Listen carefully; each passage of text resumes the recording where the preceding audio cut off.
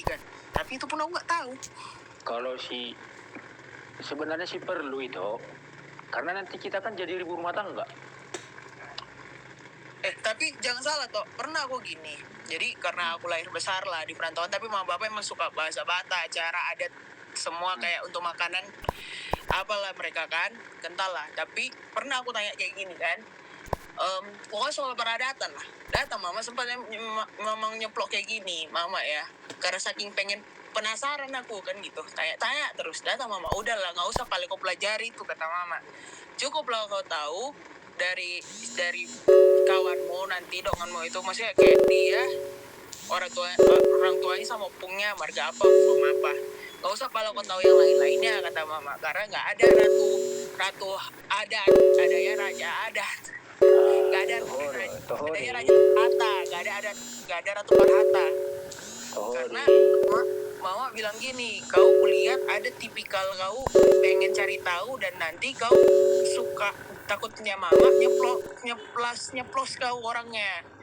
Nanti nggak pas kau ngomong, karena kayak mama bilang nggak ada namanya ratu adat, nanti kau taruh sok-sok tahumu. Jadi dari situ loh mama nggak terlalu kayak nyampein kayak gimana-gimananya gitu.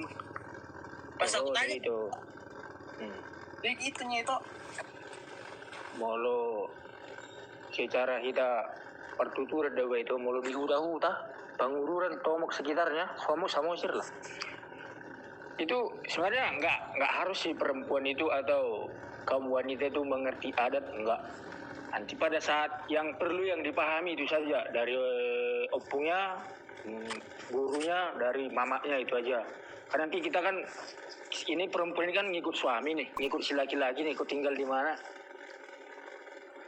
Suatu saat nanti jumpa orang Batak di sana gimana, kan begitu. Cuman permasalahanku gini, pertanyaanku lebih ke sini sih toh. Memang nggak aku sampaikan sama orang tua, kan nggak mungkin lah ngomong gini. Cuman pertanyaanku gini, namanya jodoh kita nggak pernah tahu. Di Alkitab aja tertulis ya, ibaratnya cuma nggak ada dibilang kayak harus sama suka atau apa. Kita bicara Alkitab lah ya. Tapi jadi soal perjodohan, let's say lah aku dapat jodoh bukan Batak lah kan, kita taruh. Tapi yang lainnya nggak apa-apa nih, jadi pembahasan kayak gini kita aja ngomong. Lanjut Eda.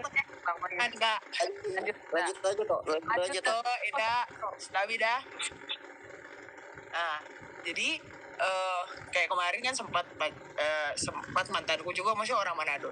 Karakter aku ini lahir dan dibesarkan di adat Batak kali gitu. Walaupun pengetahuan aku soal Batak bisa dibilang nggak ada, karena itu orang tua lebih mengontrolnya ke arah sana dengan alasan situ. Nah, sekarang kan menurut itu kayak gimana?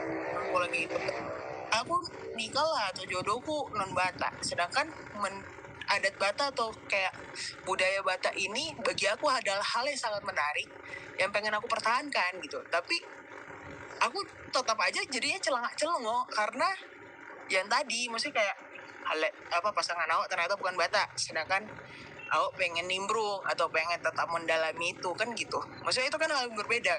Kecintaan kita terhadap adat dengan kecocokan kita sama pasangan kan bukan hal yang bisa kita bilang harus kita sinkron, karena itu menurut aku hal berbeda. Nah, kan jadi sayang nggak sih, kayak aku ada perasaan pengen dalamin tapi nggak bisa hanya karena awak baru Batak kayak gitu. Jadi kadang gitu sih. Gini toh, maaf aku nimbrung ya. Sebenarnya gini, ada benernya juga kata apa ya gue bilang ya. Aku manggil mama itu lah ya, karena aku marga mana lu kan. Gini toh, kalau bener juga kata itu. Tapi kalau untuk itu pelajarin aja untuk bekal nanti itu amanah itu. Kalau misalnya itu nikah nanti sama di luar orang Batak, terus dibikin marganya suami itu nanti buat bekal gitu loh toh, nggak masalah gitu loh kalau untuk pelajari doang. Tapi untuk sekedar kayak apa bedanya kayak gini sebenarnya nggak boleh kita bedakan ya kan, cowok sama laki-laki sama perempuan. Nah tapi memang kalau untuk masalah adat, untuk memperdalam adat itu sebenarnya laki-laki ya sebenarnya. tapi perempuan tidak disalahkan untuk mempelajari, bukan memperdalam ya toh. Mempelajari untuk apa? Untuk bekal gitu loh toh. Iya, karena aku gini ya, maksudnya kalau adat Batak aku seneng kali, cuman kadang pemikiran yang inilah yang kayak dibilang harus perempuan harus laki-laki, yang itu yang bikin aku kadang kok kayak gini kali gitu. Apalagi maaf cakap, mama kan gara-gara Batak lah, sama bapak kayak gitu kan, Batak tembak langsung kali, jadi sempat yang kayak punya pacaran sama non Batak, baru dia emang mau ibaratnya diadatin, dikasih marga kayak gitu kan. Datang orang ini ngomong, ngapain kok buang-buang duit kalau cuma mau kasih marga, tetap aja jiwanya halaion kayak gitu. Maksudnya aku pribadi, walaupun misalnya udah hubungan itu udah berakhir, cuman maksudnya kayak jadi pengalaman, dan itu masih belum nemu aku jawabannya. Maksudnya apalah hubungannya gitu? Emang semua Batak mengetahui asal usul atau bertutur atau marto rombonya harus kayak gimana? Kayak enggak. Jadi kadang aku bingungnya, kenapa lah kita orang Batak agak satu soal gender terlalu berlebihan kalau menurut aku. Tapi kalau misalnya dari sisi memang bawa marga, paham aku poinnya. Tapi lebih kayak poin-poin yang tadi lah. Aku bertanya, harusnya normal dong generasi muda mempertanyakan itu, harusnya dijawab gitu. Bahkan sama udah aku atau yang buruku pun masih responnya kurang lebih kayak gitu kayak udahlah, ngapain kau pelajari itu, kau gak ada boru parhat kayak gitulah ibaratnya. Nah terus kedua, kenapa selalu yang ditekan-tekankan kayak kau boru niraja lo, sama anak niraja lah kau, maksudnya kayak kau anak perempuan lo, kalau diambil halaion walaupun dikasih marga, apalah arti, maksudnya poinnya di mana gitu. Kadang aku bingung di situ. Gini toh, sebenarnya kalau untuk masalah itu nanti pasangan itu mau Batak atau bukan, sebenarnya ya kan balik lagi ke itu sebenarnya, ya kan, yang jalan hubungan kan itu, ya kan. Tapi memang kalau restu itu kita harus minta restu sama orang tua, ya kan. Nah, yang apa ya tadi ya, sebenarnya memang gimana ya, tergantung keluarga pribadi ini sih, tergantung keluarga sih. Memang ada yang keluarga yang menuntut atau harus wajib Batak gitu kan. Nah, mau anaknya cowok, mau anaknya cewek, kau nanti pasangannya harus Batak. Nah, ada yang keluarga begitu, ada yang keluarga nggak masalah lah, yang penting seiman, ya kan, yang penting sejalan, yang penting satu rumah, satu ibadah, satu gereja gitu. Ada yang kayak gitu loh toh. Tergantung itoknya sendiri pribadi, kayak mana bawanya, kayak mana ngambil keputusannya gitu loh toh. Oke, paham. Kalau gitu, ubahlah pertanyaannya ya. Kalau misalnya gini, lebih kayak gini. Karena aku anak pertama, cucu pangguara juga sama bapak anak pertama. Jadi belum ada pengalaman yang nikah di luar kan. Jadi kutanyalah sama Ito, Eda di sini yang udah ada, mungkin sharing lah.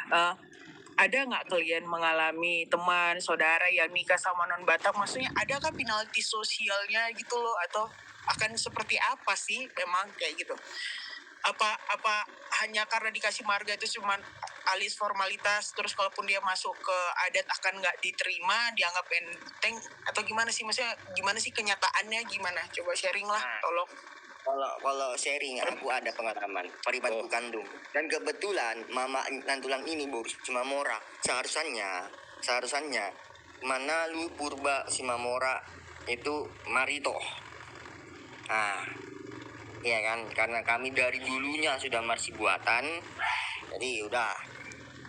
Nah, paribanku ini boru sombing nikah sama orang Ambon, dibikin marga Manalu Tokku. Kemarin dia lahiran. Nah, datanglah orang tulangku ke rumahnya adik angkatku ini, ya kan,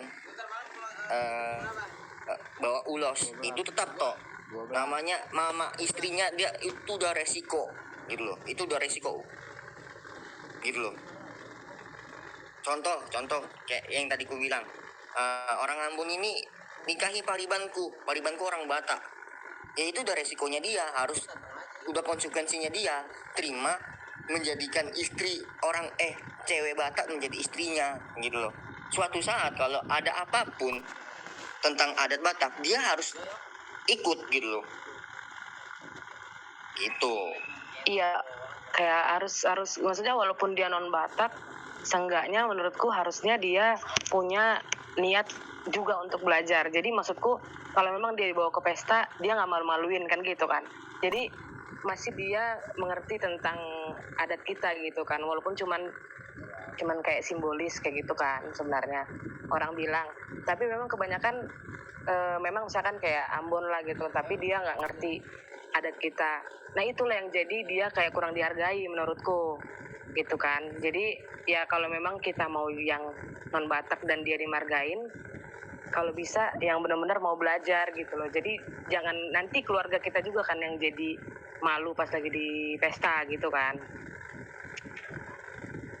Sebenarnya sih gitu sih, banyak yang kayak gitu yang memang cuma nikah sama non Batak dimargain udah selesai. Setelah itu dia kalau memang mau ke pesta, ya udah kan gue bukan ini, ya gue kan cuma dimargain doang. Takutnya kurang, ya kalau bisa orangnya yang mau belajar lah, inti maksud omongku gitu. Terus kayak orang tua, kalau kayak Alexa bilang tadi kalau harus yang Batak gitu kan. Menurutku sih itu orang tua berpikir supaya nggak lari kita dari adat kita ini gitu. Memang dipaksa. Aku juga sebenarnya kalau memang nggak ngikutin mama, apalagi mama cuman udah sendiri kan gitu kan, mau aja sebenarnya ke yang lain kan. Tapi aku lebih menghargai orang tuaku. Jadi untuk itu sih tujuan orang tua pasti untuk anaknya itu nggak lari dari adat ini, karena adat Batak ini gitu. Jadi biar nanti anak kita pun tetap bermarga, walaupun marga itu bukan marga kita ya cewek, tapi marga cowok. Jadi seenggaknya nggak lari lah dari adat ini gitu. Karena menurut mereka adat itu penting juga gitu. Gini itu Alexa, tadi yang betul yang dibilang itu apa kalau yang non Batak itu kalau dikasih marga nggak ada tugasnya apa gimana atau formalitas saja. Kalau pada umumnya itu ada tugasnya mereka itu yang bukan non Batak tapi menikahi orang Batak, suku Batak. Contoh untuk si cewek, kita buatlah cowok ini orang Jawa nih ya, ceweknya baru Batak.